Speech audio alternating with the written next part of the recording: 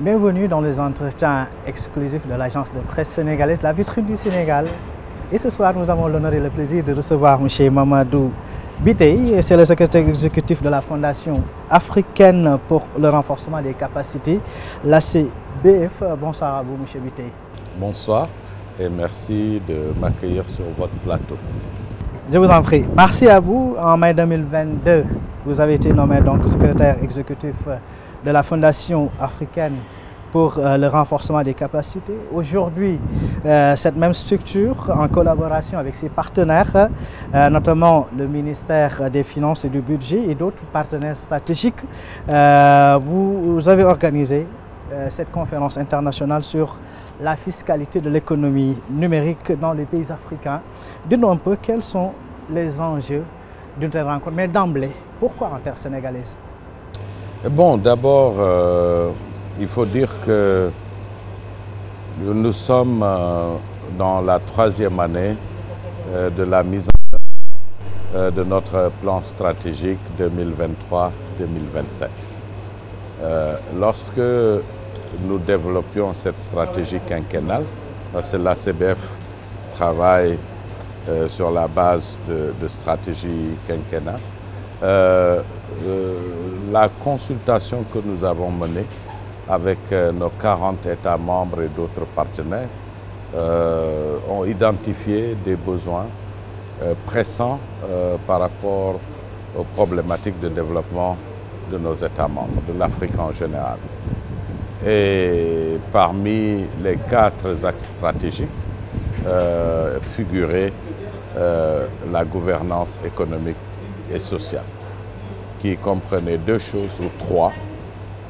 Donc la mobilisation des ressources domestiques pour permettre aux États de pouvoir financer de par eux-mêmes leurs priorités de développement sans pouvoir dépendre excessivement de l'aide au développement.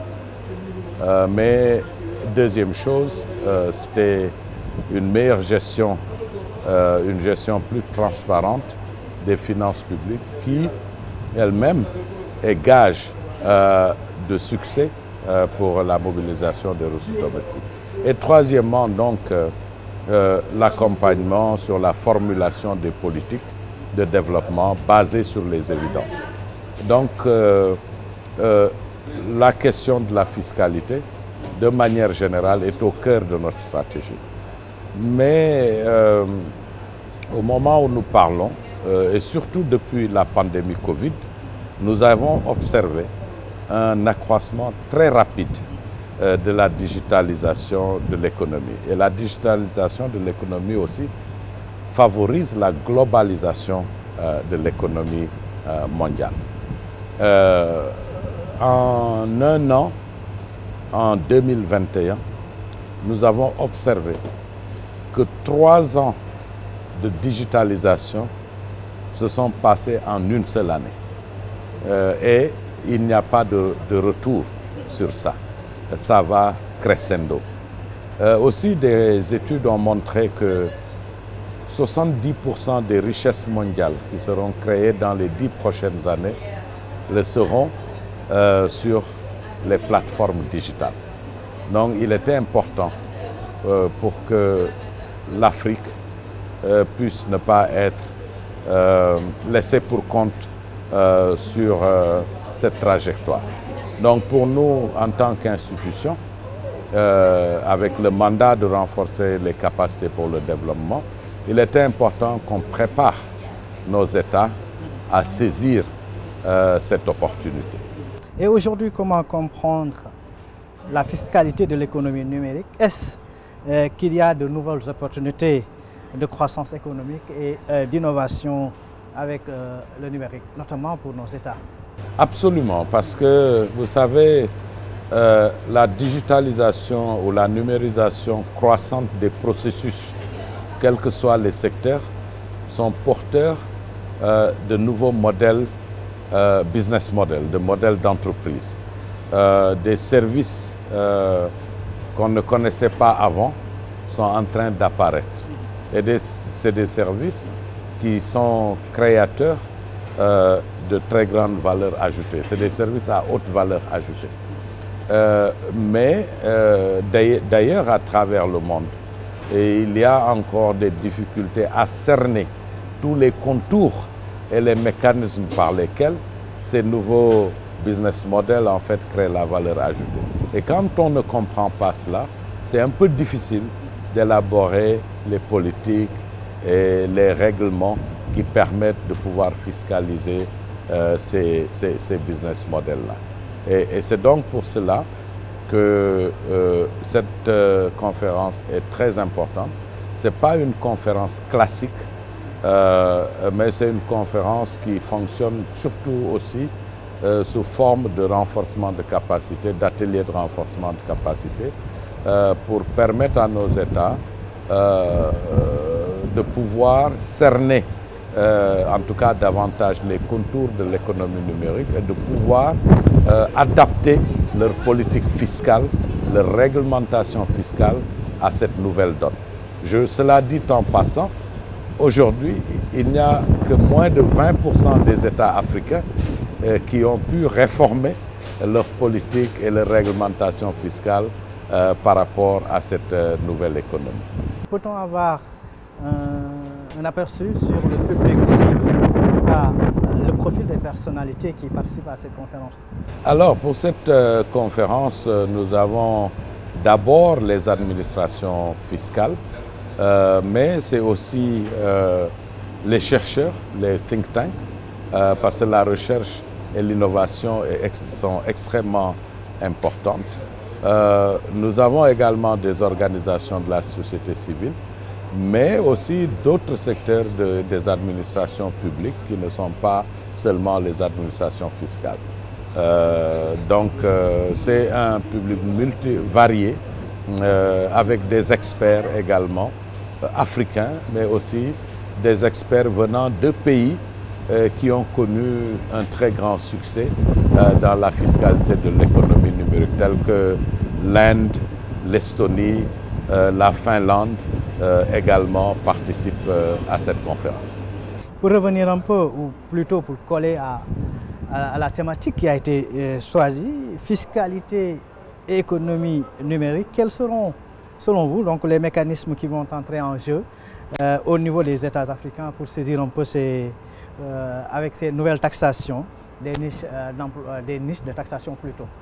Écoutez, c'est plusieurs secteurs, hein. Je pense que d'abord, il est important que les pays africains d'abord harmonisent leur approche et fassent un mapping, c'est-à-dire pour identifier les différents types d'entreprises ou de modèles d'affaires qui sont présents sur le continent.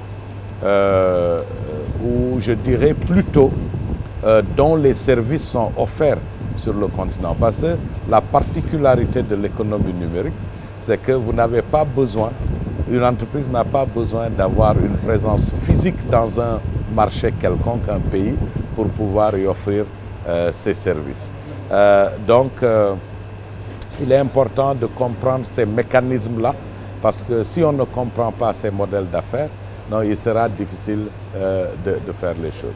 Ensuite, vu que les services transcendent les frontières des États, il est aussi important que les États harmonisent leur politique fiscale, leur réglementation, pour quand même mieux profiter et plus efficacement taxer cela. Troisièmement, vous avez les multinationales également, qui généralement paient les taxes dans leur pays de constitution. Par contre, elles créent de la valeur et de la richesse dans les pays d'opération. Comment approcher cela? Et comment développer également la connaissance et les arguments qui permettent aux États africains, dans les négociations sur internationales sur la fiscalité de l'économie numérique, puissent faire valoir leur droit à recevoir la part qui leur est due sur cette fiscalité des compagnies multinationales. Donc, c'est également, quand on parle de la fiscalité de l'économie numérique, on parle également de la fiscalité numérique, c'est-à-dire la fiscalité de l'économie numérique, c'est une matière à fiscaliser, à taxer, alors que la fiscalité numérique est un moyen. Donc les deux sont intimement liés. Donc cela veut dire également que les administrations fiscales doivent se moderniser, embrasser également l'outil digital pour pouvoir surveiller, détecter les sous-déclarations, etc. et pouvoir maximiser en fait cette fiscalité. Mais à part cela, les gouvernements doivent aussi investir et créer les politiques et les conditions idoines pour permettre le développement aussi de l'économie numérique dans le pays. Parce que cela a un certain dynamisme et est porteur, comme je l'ai dit, créateur de richesse. Mais d'emblée, il faudrait reconnaître qu'il faudrait qu'il y ait un certain nombre de préalables. Notamment, est-ce qu'au niveau de ces administrations fiscales, il y a un cadre normatif, pour ne pas dire un cadre juridique qui peut régir cela? Et c'est là justement que le rôle de la recherche devient vraiment important. Parce que comme je l'ai dit tout à l'heure, on n'a parfois même pas toute la nomenclature des types d'entreprises et des types de services offerts dans l'économie numérique. Donc ce mapping est déjà important, de les connaître, de les comprendre, de connaître leur modus operandi. Ça c'est d'abord un. Deuxièmement, c'est comment mieux appréhender en fait les techniques et les outils qui ont été couronnés de succès dans cet effort de les amener à contribuer également au niveau national pour une fiscalité plus juste des entreprises. Et enfin, bon, maintenant c'est aussi la volonté politique et se donner les moyens de la formation des hommes et des femmes dans le métier, mais également de se donner des outils technologiques qui permettent de faire efficacement le travail. Donc je dois dire que les pays africains ont quand même commencé à identifier cette niche et s'investissent dans leur transformation numérique, mais c'est encore pas au niveau où ça devrait être. Et au terme de ces 2 jours d'échange, quels sont les résultats qui sont attendus? Bon, d'abord, c'est conscientiser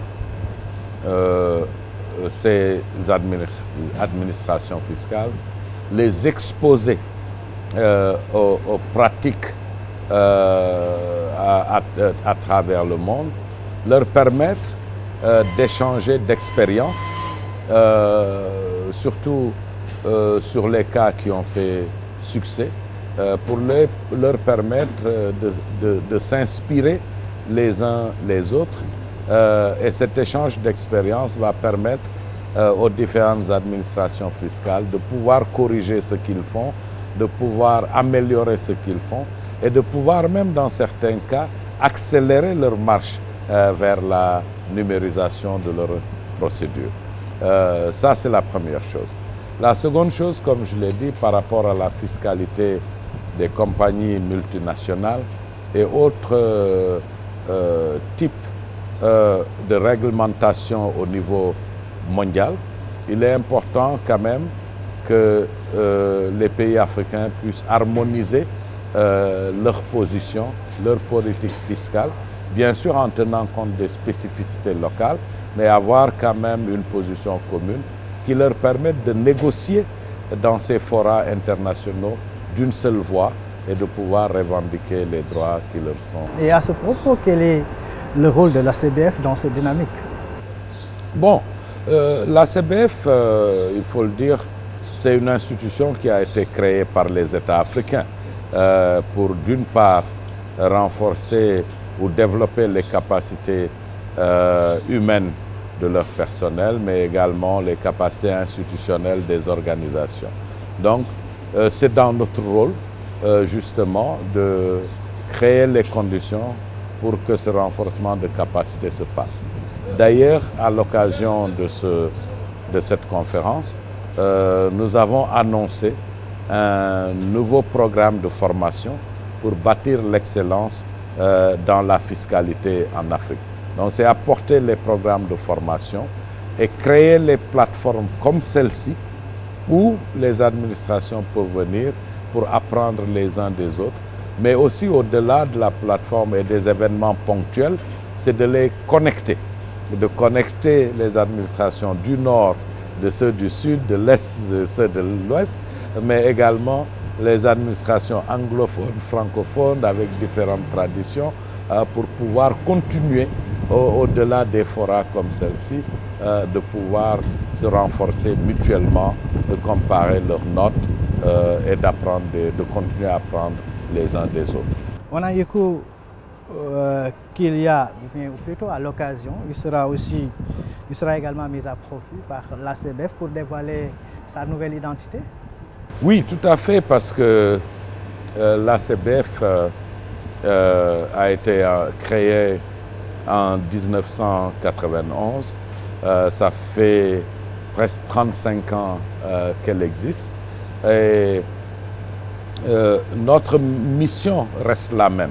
C'est celle de créer les capacités humaines et institutionnelles pour diriger le développement et mettre en œuvre les efforts de développement en Afrique.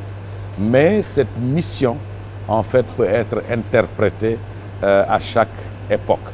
Alors, 35 ans plus tard, après sa création, le contexte a beaucoup changé. La sociologie de l'Afrique a beaucoup changé. Les enjeux aussi ont un peu changé. Donc, il était important que l'ACBF aussi puisse se muer et donc s'adapter pour pouvoir apporter les réponses idoines aux enjeux du moment. Et pour cela, il était important pour nous aussi de pouvoir donner une nouvelle image qui est plus attractive, qui colle plus au caractère jeune de ce continent, où plus de 70% de la population est âgée de moins de 30 ans. Donc, c'est pour dire que ce coup de rajeunissement de notre image ou de notre identité de marque était important dans ce contexte. C'est plus juste un changement de logo ou de couleur. C'est plus quelque chose qui matérialise d'une certaine manière la transformation de l'organisation, qui apporte des approches novatrices pour pouvoir mener à bien sa mission. Est-ce qu'il s'agit, en d'autres termes, d'une nouvelle vision au sein même de l'ACBF? Comme je le dis, oui, la vision, elle est la même, c'est une vision à long terme. C'est une vision pour une Afrique qui est prospère, une Afrique résiliente et une Afrique inclusive. Cette vision, elle est à long terme, elle n'a pas changé. La mission, comme je l'ai dit, elle n'a pas changé, elle reste la même. Mais enfin, il est important à chaque étape, dans chaque contexte, de dire comment on interprète cette vision, comment on interprète cette mission et qu'est-ce qu'elle veut dire pour ACBF par rapport au programme qu'elle développe, aux outils qu'elle met en place, aux approches qu'elle adopte pour être beaucoup plus efficace dans la conduite de sa mission et dans l'atteinte des objectifs que lui ont fixés les États membres. Peut-être Lader, quelles sont aujourd'hui les perspectives au-delà même de cette conférence internationale? Bon, écoutez, c'est de continuer dans cette même mission, mais c'est également de partager notre expertise pour créer, en fait, je dirais pas de mini ACBF, mais d'autres ACBF beaucoup plus nationales. Parce que quand même, les besoins sont énormes et elles sont plus grandes qu'une seule institution. Et l'ACBF quand même a construit une expertise et une expérience qu'il est extrêmement important pour la démultiplier et toucher encore beaucoup plus de cibles, de pouvoir accompagner des institutions locales au niveau de nos États membres transférer ses compétences et donc pour permettre de pouvoir atteindre l'échelle. Votre mot de la fin? Ben, écoutez, c'est juste un appel pour dire aux pays africains que nous ne sommes pas pauvres et nos économies recèlent une opportunité. Elles créent déjà suffisamment de richesses sur lesquelles peuvent être prélevées des taxes, des impôts qui peuvent financer notre développement. Mais c'est aussi de comprendre que la fiscalité, c'est un contrat social. Donc, nous payons des impôts pour pouvoir recevoir des services de nos gouvernements. Donc, l'approche dans la fiscalité doit être beaucoup plus au service du citoyen. Et si c'est au service du citoyen, c'est important que la transparence, la redevabilité, la responsabilité et l'inclusivité soient des notions qui sont davantage inclus dans nos approches et dans la pratique de nos administrations fiscales. C'est de rendre les Africains comme de joyeux, comment dirais-je, payeurs de taxes. Merci beaucoup, Mamadou Biteye, l'agence de presse sénégalaise. La vice-présidente du Sénégal vous remercie. Merci beaucoup d'avoir eu l'amabilité de nous recevoir. Merci beaucoup. Merci de nous donner l'opportunité. Merci beaucoup. On est arrivé au terme de cet entretien. Rendez-vous est pris très prochainement avec notre invité. Mais d'ici là, restez scotchés et connectés, sans jamais vous déconnecter, sur l'agence de presse sénégalaise, en tout cas sur les différentes plateformes de l'agence de presse sénégalaise. Merci à vous.